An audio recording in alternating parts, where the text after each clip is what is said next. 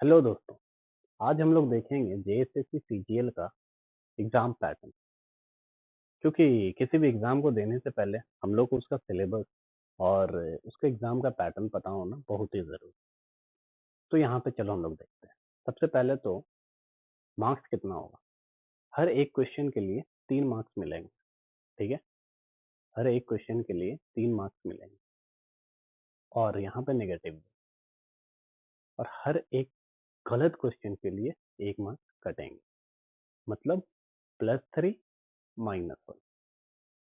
अगर मान लो आपको एक क्वेश्चन आ रहा है और आपने गलती से ओएमआर में गलत मार्क कर दिया तो आपके जाएंगे 4 मार्क्स। 3 तो जो आपके आने थे और एक जो माइनस हो गया, 4 मार्क्स है। ठीक है, इसलिए बहुत ही ध्यान से ओएमआर को भी फिल करना है। अब देखिए पैटर्न क्या पैटर्न है। पेपर 1, पेपर 2 और पेपर 3, 3 पेपर में एग्जाम लिया जाएगा। और पेपर 1 2 घंटे का होगा, पेपर 2 भी 2 घंटे का और पेपर 3 भी 2 घंटे का। तो मतलब 6 घंटे का एग्जाम होगा और ये पूरा एग्जाम एक ही दिन में होगा। तो लगातार ये एग्जाम होगा 6 घंटे का। बीच में हो सके तो गैप मिले, लेकिन मान के चलो कि 6 घंटे का एग्जाम एक ही दिन में होगा। अब यहाँ पे देखो, जो ये पेपर 1 है ना, ये पेपर 1 ये सिर्फ क्वालिफाइंग है। और इसमें जो सब्जेक्ट्स हैं वो हिंदी है और इंग्लिश। देखो हिंदी में भी क्या है ना, अनुच्छेद और व्याकरण। इंग्लिश में ग्रामर और कॉम्प्रहेंशन। मतलब 30 मार्क्स हिंदी के अनुच्छेद के आएंगे और 30 आएंगे व्याकरण। इंग्लिश के 30 मार्क्स, 30 क्वेश्चन जो आएंगे वो कॉम्प्रहेंशन के आएंगे और 30 क्वेश्चन जो आएंगे वो ग्रामर के।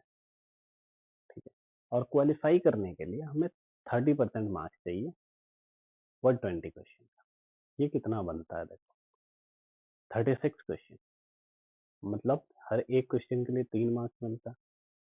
तो 108 मार्क्स चाहिए हमको आउट ऑफ कितना, 360 मार्क्स। 360 में हमको चाहिए 108 मार्क्स। मान लो कि आपका नंबर 108 से कम आया और आपका पेपर 2 और पेपर 3 बहुत ही अच्छा गया, तब भी आप एलिजिबल नहीं होंगे। क्यों नहीं होंगे? क्योंकि ये क्वालिफाइंग है, यहाँ मिनिमम 108 मार्क्स चाहिए। ठीक है, यहाँ तक समझ में आया होगा। तो ये तो बात हुआ पेपर 1 का। अब हम लोग देखते हैं पेपर 2 का क्या कहानी है। देखो ये जो पेपर 2 है वो लैंग्वेज पेपर, और ये 2 घंटे का एग्जाम में 100 क्वेश्चन होंगे और 300 मार्क्स का टोटल होगा। 100 × 3 दैट इज 300। तो 300 मार्क्स का एग्जाम होगा। अब यहाँ पे देखो, ये तो जुटने वाला है नहीं मार्क्स। जो मेरिट बनाएगा वो पेपर 2 बनाएगा और पेपर 3 बनाएगा। तो पेपर 3 का जो मार्क्स है वो 450 है। ठीक है, तो 750 टोटल। तो 750 में जो भी आपका मार्क्स आएगा वो मेरिट बनाएगा। तो यहाँ पे हम लोग देखते हैं पेपर 2 जो है वो 750 में से 300 का तो वही है। पेपर 2 इतना इम्पोर्टेंट हो जाता है कि अगर किसी का पेपर 2 अगर खराब गया तो फिर वो कंपटीशन से बाहर हो जाएगा। ये तो लिख के ले लो, अगर किसी का 300 में 150 के आसपास मार्क्स आ रहा तो खत्म उसका, वहीं पे कंपटीशन से वो बाहर हो जाएगा। तो पेपर 2 बहुत ही इम्पोर्टेंट हो गया। जैसा एग्जाम का पैटर्न है उस हिसाब से पेपर 2 बहुत ही इम्पोर्टेंट है, वेरी वेरी इम्पोर्टेंट। तो इसको टाइम देना बहुत ही जरूरी है। और देखो पेपर 2 जो है वो स्कोरिंग भी है, क्योंकि यहाँ पे जो सिलेबस है, अगर आप सिलेबस कंप्लीट कर लेते हो तो फिर आप अच्छा स्कोर कर लोगे। ठीक है, आप ही नहीं, हर कोई स्कोर करेगा। लेकिन यहाँ पे क्या है कि पेपर 2 में अगर किसी को कम मार्क्स आया तो फिर उसका खत्म हो जाएगा। पेपर 2 में कम नहीं ला सकते आप। मतलब 100 क्वेश्चन है तो यू शुड टारगेट कि 90 क्वेश्चन या 90+ क्वेश्चन आपके सही हो जाए, अगर यहाँ पे रहना है तो कंपटीशन में। अब यहाँ अब यहाँ पे देखते हैं हम लोग पेपर 3। ठीक है, पेपर 2 तो समझ में आ गया होगा, बहुत ही इंपॉर्टेंट है। 100 क्वेश्चन आएगा, 100 क्वेश्चन में 90+ का हम लोग को टारगेट करना है। अगर 90 प्लस नहीं आता है तो फिर कहीं ना कहीं कंपटीशन इतना टफ है कि बाहर हो जाए। और यहाँ पे देखो, पेपर 3 में जीके है, जीएस है, मैथ्स है, रीजनिंग है, कंप्यूटर और झारखंड जीके। यहाँ पे देखो, मैथ्स, रीजनिंग और कंप्यूटर, ये तीनों ऐसा सब्जेक्ट है कि जिसको अगर पढ़ा जाए तो स्कोरिंग, मतलब यहाँ पे क्वेश्चन कहीं बाहर से नहीं है। और ये जो जीके और जीएस है, देखो जीएस ये जनरल साइंस, तो यहाँ अगर पीछे प्रीवियस ईयर के क्वेश्चन को एनालाइज करोगे तो देखोगे 10th और 9th का जो एनसीईआरटी है साइंस का, ज़्यादातर क्वेश्चन वहाँ से डायरेक्टली है। जीएस का जो है जनरल साइंस, वो एनसीईआरटी के बुक से डायरेक्टली है, क्लास 9th और 10th का। आप एनालिसिस कीजिएगा प्रीवियस ईयर का तो देखिएगा इतना क्वेश्चन डायरेक्टली आपको मिलेगा। और ये जो जीके, इस जीके में हिस्ट्री है, पॉलिटी है, ज्योग्राफी है, इकोनॉमिक्स है और बहुत सारे सब्जेक्ट। ठीक है, इसमें और भी कुछ कुछ सब्जेक्ट, करंट अफेयर हो गया आपका, करंट अफेयर भी एक बड़ा पार्ट प्ले करेगा। तो करंट अफेयर कम से कम आपको एक साल का, प्रीवियस 1 ईयर का पता होना चाहिए। उसके बाद जीएस, जीएस तो जैसा मैंने बताया एनसीईआरटी अगर कर लोगे क्लास 9th और 10th का, तब भी आपका काम हो जाएगा और प्रीवियस ईयर लगा लेगा तो इससे काम बन जाएगा। मैथ, रीजनिंग और कंप्यूटर, कंप्यूटर देखो, कंप्यूटर की क्लास अभी हमारे चैनल में चल रही है।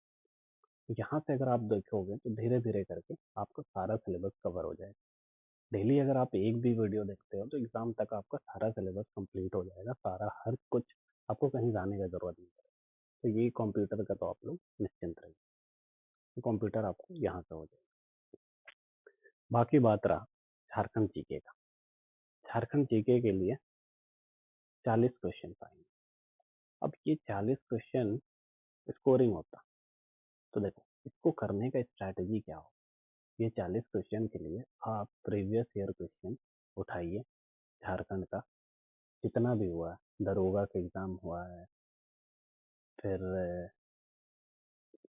आपका जेएसएससी सीजीएल पहले हुआ है, जो भी सीजीएल अगर पहले हुआ है उसका उठाइए, फिर दरोगा का उठाइए, जितना भी एग्जाम जेएसएससी लेता है उसको उठाइए और झारखंड जी के वहाँ से प्रैक्टिस कीजिए। और बाकी बुक्स वगैरह आपको तो पढ़ना ही पड़ेगा। ठीक है, तो यहाँ पे देखिए, जो पेपर 3 है ना, वो भी 2 घंटे का होगा और यहाँ पे 150 क्वेश्चन होंगे, 150 क्वेश्चन और टाइम कितना है, 120 मिनट। अब देखो 120 मिनट में मैथ्स और रीजनिंग जो है वो 20-20 मार्क्स का, तो ये 20-20 क्वेश्चन है। 20-20 क्वेश्चन बनाने में मैथ्स और रीजनिंग का अगर आप एवरेज मान लो, 1 मिनट आपको लग ही जाएगा। ठीक है, एग्जाम का प्रेशर होगा उस हिसाब से 1 मिनट आपको लग ही जाएगा, मतलब 40 मिनट तो आपका इधर ही के लिए रखो, बचा आपका 80 मिनट। 40 मिनट में आप कितना क्वेश्चन किए, 40 क्वेश्चन। ठीक है, अब आपको 80 मिनट बचा और कितने क्वेश्चन करने हैं, 110। ठीक है, तो ये 110 क्वेश्चन जो करने हैं आपको, इसको आपको 80 मिनट में करना है। देखो ये तो 80 मिनट में अगर आप देखो तो ये सिर्फ जीके का पार्ट, जैसे झारखंड जीके, कंप्यूटर, जीएस और जीके, ये सब में टाइम नहीं लगता। अगर आपको आता है तो ये आप 110 क्वेश्चन को आपको टिक करने में कितना लगेगा, 30 मिनट।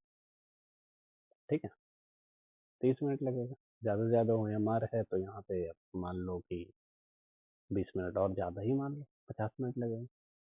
50 मिनट यहाँ लगा देंगे, 40 मिनट यहाँ लगा देंगे, तब भी हाथ में 30 मिनट होगा। इतना तो बचा के चलना है।